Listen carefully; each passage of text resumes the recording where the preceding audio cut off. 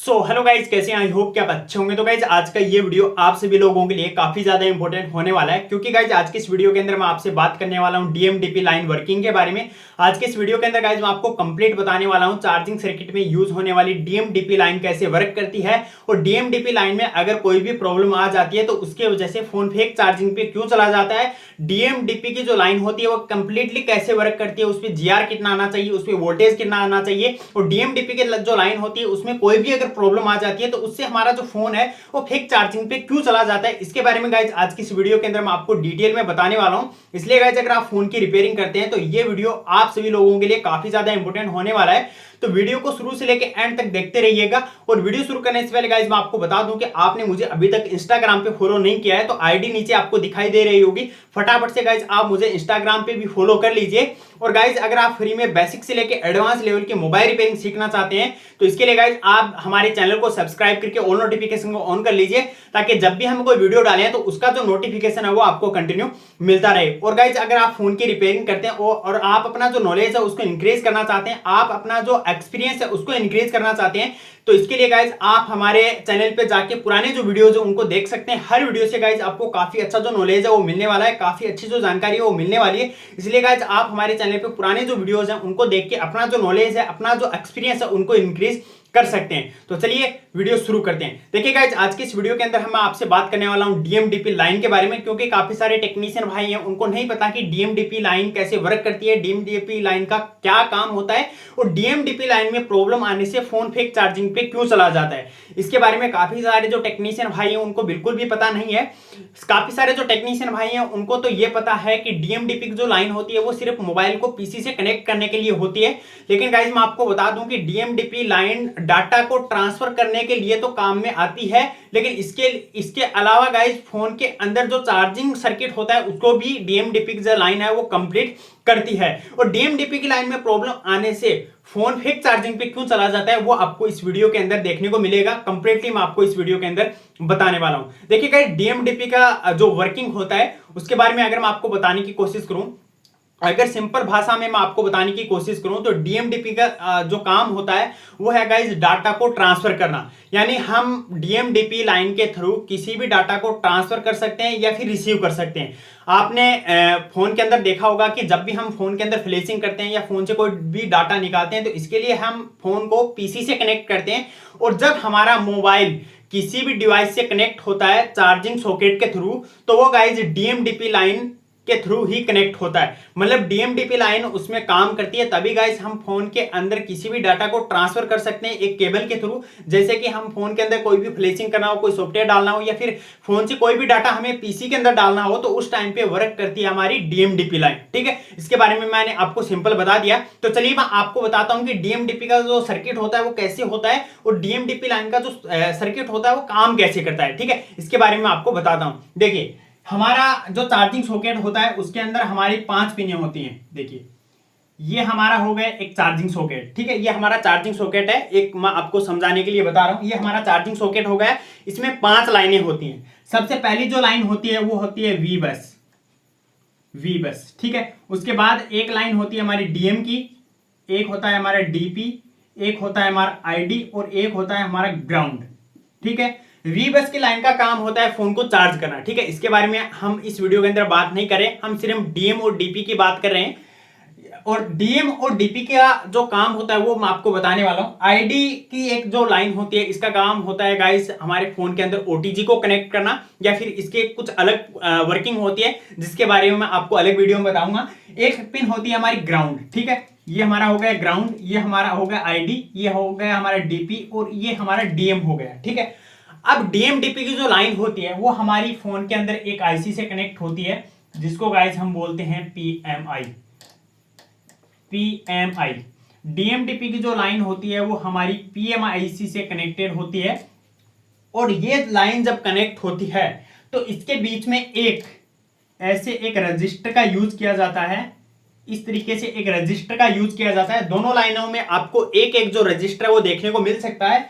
ये जो रजिस्टर होता है ये 1K का होता है, और एक ऊपर की लाइन में रजिस्टर होता है, यानी एक डीएम की और एक डीपी की लाइन में एक एक रजिस्टर होता है जो 1K का आपको मिलने वाला है। ठीक है, अगर आप चेक करेंगे तो 1K का एक जो रजिस्टर है वो आपको देखने को मिल जाएगा। अब कुछ फोन के अंदर जो डीएमडीपी की लाइन है वो पीएमआई यानी चार्जिंग जो आईसी होती है उससे कनेक्टेड होती है, लेकिन कुछ फोन ऐसे होते हैं जिनके अंदर डीएमडीपी की जो लाइन होती है ये हमारी पीएमआईसी है उससे भी कनेक्टेड होती है। इस तरीके से ये कनेक्टेड होती है। तो कुछ फोन के अंदर डीएमडीपी की जो लाइन होती है वो पीएमआई से भी कनेक्टेड होती है, और कुछ फोन के अंदर डीएमडीपी की जो लाइन है वो हमारी पीएम से भी कनेक्टेड होती है। ठीक है, अब देखिए इसके अलावा पीएमआई या पीएम में तो कनेक्टेड होती ही है डीएमडीपी की लाइन, लेकिन इसके अलावा ये सीपीयू से भी कनेक्टेड होती है। जैसा कि आप यहां पे देख रहे हैं, ये हमारा हो गया एक सीपीयू, ये हमारा सीपीयू हो गया, और इसमें ये जो लाइनें होती हैं ये इस प्रकार से कनेक्टेड होती हैं। अब देखिए, अब इसकी वर्किंग आप समझने की कोशिश कीजिए, मैं आपको बता रहा हूं। देखिए, जब भी आप फोन को पीसी से कनेक्ट करते हैं तो आपने देखा होगा कि काफी सारे फोन के अंदर जब आप पीसी से केबल कनेक्ट करेंगे तो उसमें ऑप्शन दिखाई देते हैं कि आपको सिर्फ चार्जिंग पे फोन को कनेक्ट करना है या फिर आपको फोन के जो डाटा है उनको ट्रांसफर करना है, मतलब पीसी से कनेक्ट करना है या फिर ओनली चार्जिंग पे कनेक्ट करना है। अगर आप चार्जिंग पे कनेक्ट कर देंगे तो आपका जो फोन है वो चार्जिंग होना स्टार्ट हो जाएगा, लेकिन अगर आप वहां पे अगर डाटा ट्रांसफर पर कर देंगे तो आपका जो फोन है वो पीसी से कनेक्ट हो जाता है, और उसके अंदर आप कोई भी जो डाटा है उसको आप ट्रांसफर कर सकते हैं या फिर रिसीव कर सकते हैं। ठीक है, लेकिन अगर आप ओनली चार्जिंग पे क्लिक कर देंगे तो उसके बाद आपका जो फोन है वो चार्ज होना स्टार्ट हो जाएगा।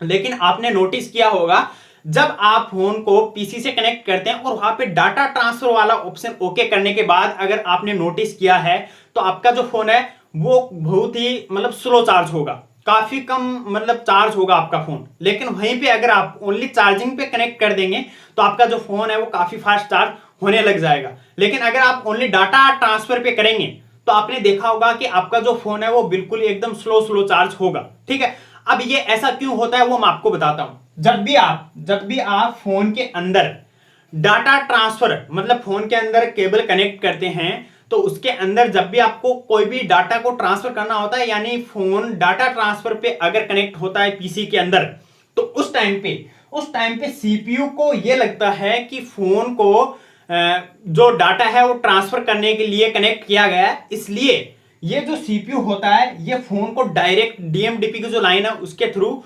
अपने आप से कनेक्ट कर लेता है। अपने आप से कनेक्ट करने का मतलब है कि फोन के अंदर कोई भी ये चार्जिंग से रिलेटेड कोई भी काम नहीं करता।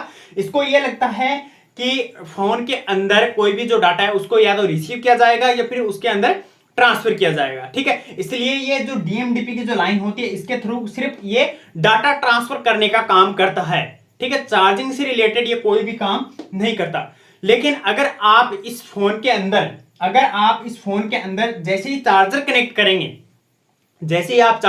करेंगे तो उस टाइम पे सीपीयू को यह लगता है कि फोन को डाटा ट्रांसफर नहीं करना है, फोन को चार्ज करना है। और जब आप फोन को चार्जर से कनेक्ट करते हैं तो उस टाइम पे ये डीएमडीपी की जो लाइन होती है, डीएमडीपी की लाइन ये आपस में ऐसे शॉर्ट हो जाती है। इस तरीके से ये आपस में कनेक्टेड हो जाती है, मतलब ये ऐसे शॉर्ट हो जाती है इस तरीके से जैसे ये शॉर्ट होती है तो उस टाइम पे हमारी जो आईसी होती है या तो पीएमआई है या फिर पीएम है, तो उससे एक वोल्टेज निकलता है और वो वोल्टेज सीपीयू भी सेंस कर लेता है। और जब वोल्टेज को सीपीयू सेंस करता है तो सीपीयू को ऐसा लगता है कि फोन को चार्जर से कनेक्ट किया गया है, फोन को चार्जिंग पे करना है, मतलब फोन को चार्ज करना है। तो उस टाइम पे सीपीयू फोन को डाटा ट्रांसफर करने के टाइप में कनेक्ट नहीं करता। वो डीएमडीपी की जो लाइन होती है वो जैसे ही शॉर्ट होती है तो ये फोन को चार्जिंग सेक्शन में डाल देता है, मतलब फोन को चार्ज करना है उस सेक्शन में डाल देता है, ना कि ये डाटा ट्रांसफर करने के टाइप में ये डालता है। ठीक है, आपको मैंने समझाने की कोशिश की, आपको थोड़ा समझ में आया होगा। देखिए मैं ठीक से आपको बताने की कोशिश करता हूँ। डीएमडीपी की जो लाइन होती है ये पीएमआई या पीएम से कनेक्टेड होती है और साथ में आपकी सीपीयू से कनेक्ट होती है। सीपीयू से इसलिए कनेक्ट होती है ताकि हम कभी भी फोन को किसी भी पीसी या लैपटॉप से कनेक्ट करें या कोई भी डाटा ट्रांसफर करें या रिसीव करें तो उस टाइम पे ये डायरेक्ट सीपीयू से कनेक्ट होकर हमारी जो ईएमएमसी होती है उससे ये कनेक्ट हो जाती है। लेकिन यहीं पे ये साथ में पीएमआई और पीएम से कनेक्टेड होती है। जब हम चार्जिंग पे फोन को डालते हैं तो उस टाइम पे ये डीएमडीपी की जो लाइन होती है ये आपस में कनेक्टेड हो जाती है। आपस में कनेक्टेड होने का मतलब ये आपस में शॉर्ट हो जाती है, और जैसे ये लाइन शॉर्ट होती है तो यहां से एक वोल्टेज निकलता है जो सीपीयू सेंस कर लेता है, और जैसे ही सीपीयू सेंस करता है उस वोल्टेज को, तो सीपीयू फोन को चार्जिंग के अंदर डाल देता है, मतलब फोन को चार्ज करना है। अब वो फास्ट चार्जिंग करना है या फिर स्लो चार्जिंग करना है वो एक अलग बात है, लेकिन ये फोन को चार्जिंग सेक्शन में डाल देगा, मतलब चार्जिंग करना है फोन को उस टाइप पे ये डाल देगा, ठीक है। अब देखिए ये जो सीपीयू होता है इसके अंदर जब भी वोल्टेज आता है तो ये फोन को चार्जिंग के अंदर डालता है, फोन चार्ज होगा। लेकिन जैसे ही आप फोन को पीसी से कनेक्ट करेंगे तो उस टाइम पे यहाँ पे कोई भी जो लाइन है ये शॉर्ट नहीं होती, आपस में ये जो लाइन है ये यहाँ पे शॉर्ट नहीं होती, और उस टाइम पे सीपीयू को लगता है कि फोन को चार्जिंग में नहीं डालना है, फोन के अंदर कोई भी जो डाटा है उसको ट्रांसफर करना है या फिर रिसीव करना है, ठीक है। दोनों के अंदर अंतर आपको समझ में आ गया होगा कि कैसे ये काम करती है। अब देखिए ये जो लाइन होती है डीएमडीपी की जो लाइन होती है वो काफी सारे फोन के अंदर तो ऐसे डायरेक्ट जो सर्किट मैंने आपको दिखाया है इस तरीके से ये कनेक्टेड होती है, लेकिन कुछ फोन के अंदर यहां से चार्जिंग सॉकेट से जो लाइन निकलती है वो पीएमआई के अंदर चली जाती है, और पीएमआई से निकल के ये ऐसे सीपीयू में भी कनेक्टेड हो जाती है इस तरीके से, ठीक है। ये इस तरीके से ये कनेक्ट हो जाती है। अब कई बार क्या होता है कि इनमें से एक जो लाइन है वो या तो शॉर्टिंग हो जाती है, उसमें कोई कैपेसिटर मतलब शॉर्ट होने की वजह से या तो कोई लाइन शॉर्ट हो जाती है, या फिर कई बार क्या होता है कि ये यहाँ पे जो रेजिस्टर लगा होता है ये ओपन हो जाता है, ठीक है। या फिर कई बार आपने देखा होगा कि हम चार्जिंग सॉकेट को चेंज करते हैं तो उस टाइम पे नीचे के जो पैड वो निकल जाते हैं, और उसके बाद हम डीएमडीपी की जो लाइन होती है उसको वापस कनेक्ट नहीं करते, तो उस टाइम पे फोन हमारा फिक्स चार्जिंग पे चला जाता है। फिक्स चार्जिंग पे क्यों चला जाता है? अगर इनमें से कोई लाइन शॉर्ट हुई या फिर इनमें से कोई भी लाइन ओपन हुई तो उस टाइम पे जब आप फोन को चार्जर से कनेक्ट करेंगे, उस टाइम पे आप फोन को चार्जर से कनेक्ट करेंगे तो ये दोनों जो डीएमडीपी की लाइन है ये आपस में शॉर्ट नहीं हो पाएंगी, और सीपीयू ये सेंस नहीं कर पाएगा कि फोन को चार्जिंग करना है या फिर डाटा ट्रांसफर के लिए कनेक्ट करना है, ठीक है। समझ में आया? मतलब कोई भी जो लाइन है इन दोनों में से कोई लाइन अगर शॉर्ट हो जाती है या फिर ओपन हो जाती है तो उस टाइम पे जब आप फोन को चार्जर से कनेक्ट करेंगे तो डीएमडीपी की जो लाइन है वो आपस में ऐसे शॉर्ट नहीं होगी, और जब तक ये शॉर्ट नहीं होगी तब तक यहाँ पे वोल्टेज नहीं आएगा, और वोल्टेज नहीं आएगा तो सीपीयू सेंस नहीं कर पाएगा कि फोन को चार्ज करना है या फिर डाटा ट्रांसफर के लिए कनेक्ट करना है। अब यहाँ पे वोल्टेज नहीं आएगा तो सीपीयू क्या करेगा, फोन को सिर्फ डाटा ट्रांसफर पे कनेक्ट कर देगा। मतलब सीपीयू को ऐसा लगेगा कि फोन को किसी भी फाइल को ट्रांसफर करने के लिए कनेक्ट किया गया, इसलिए ये डाटा ट्रांसफर पे फोन को कनेक्ट कर देता है, ना कि ये चार्जिंग पे कनेक्ट करता है।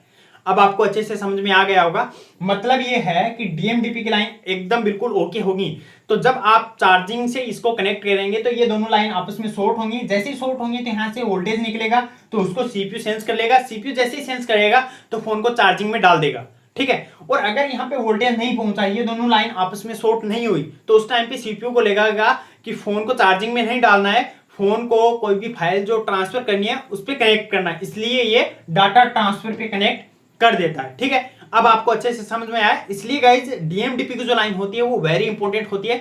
किसी भी फोन के अंदर आपको जो डीएमडीपी की लाइन है उसको मतलब रिमूव नहीं करना चाहिए, उसको आपको कनेक्ट करना चाहिए, ठीक है। डीएमडीपी की लाइन से फोन फिर चार्जिंग पे क्यों चला जाता है इसके बारे में अभी आपको समझ में आ गया होगा। अब डीएमडीपी की लाइन होती है उसके अगर जीआर और वोल्टेज की बात करें तो डीएमडीपी की जो लाइन होती है उस पर जीआर आपको मिलेगा 250 से लेके आपको 1900 तक का जो जीआर है वो यहाँ पे देखने को मिल सकता है। अगर वोल्टेज की बात करूं तो यहाँ पे 0.2 वोल्टेज 2, यहाँ पे 3 वोल्टेज मैक्सिमम आपको यहाँ पे देखने को मिल सकते हैं। इतना जीआर और इतना जो वोल्टेज है वो आपको देखने को मिल सकता है। अब ये डिपेंड करता है कि सर्किट कौन सा है, ठीक है। सर्किट के हिसाब से आपको वोल्टेज और जीआर देखने को मिलेगा, लेकिन इनकी जो वर्किंग होती है वो सभी में सेम होती है। तो आपको यहाँ पे समझ में आ गया होगा कि डीएमडीपी की जो लाइन है वो कैसे वर्क करती है और ये क्यों इंपॉर्टेंट होती है, और फोन फेक चार्जिंग पे डीएमडीपी की लाइन से क्यों चला जाता है, इसके बारे में आपको थोड़ा समझ में आ गया होगा। तो गाइज अगर ये चीज आपको समझ में आई तो कमेंट सेक्शन के अंदर बताओ। वीडियो आपने अभी तक लाइक नहीं किया तो फटाफट से वीडियो को लाइक करके चैनल को सब्सक्राइब करके ऑल नोटिफिकेशन ऑन कर लो, ताकि जब भी मैं कोई वीडियो डालूं तो उसका जो नोटिफिकेशन है वो आपको कंटिन्यू मिलता रहे। तो आज की इस वीडियो में इतना ही, नेक्स्ट वीडियो के अंदर हम फिर मिलेंगे।